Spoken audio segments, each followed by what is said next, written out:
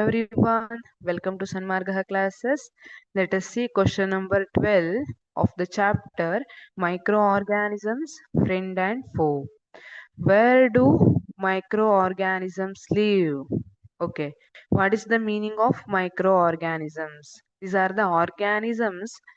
ಅದನ್ನ ನಾವು ನೇಕ್ಡ್ ಐಸ್ ಇಂದ ನೋಡ್ಲಿಕ್ಕೆ ಆಗೋದಿಲ್ಲ. ಅದಕ್ಕೆ ಸ್ಪೆಷಲ್ ಇಕ್ವಿಪ್ಮೆಂಟ್ ಬೇಕು, microscope. Through microscope only we can see micro organisms ಅಲ್ವಾ. ಬ್ಯಾಕ್ಟೀರಿಯಾ ಇರಬಹುದು ಅಥವಾ ಪ್ರೋಟೋಜೋವಾಸ್ ಇರಬಹುದು. These are micro organisms. Algae ಇರಬಹುದು. ನಾವು where do these micro organisms live? ಹಾಗಿದ್ರೆ ಈ ಮೈಕ್ರೋ ಆರ್ಗ್ಯಾನಿಸಮ್ಸ್ ಎಲ್ಲಿ ಬದುಕ್ತವೆ ಅಂತಂದ್ರೆ, microorganisms usually live in atmospheric air, water, in moisture and also in the body of living organisms. ಇವು ನಮ್ಮ body ಒಳಗೂ ಇರ್ತವೆ, ಹೊರಗೂ ಇರ್ತವೆ. ಲೈಕ್ ಅಟ್ಮಾಸ್ಫಿರಿಕ್ ಏರ್ ಅಲ್ಲಿ ಇರುತ್ತೆ, ವಾಟರ್ ಅಲ್ಲಿ ಇರುತ್ತೆ, ಮಾಯಿಶ್ಚರ್ ಅಲ್ಲಿ ಇರುತ್ತೆ.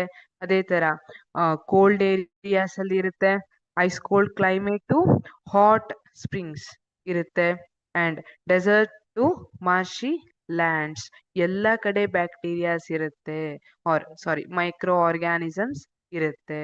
So where do micro organisms live ಅಂದ್ರೆ, micro organisms usually live in atmospheric air, water, in moisture and also in body of living organisms.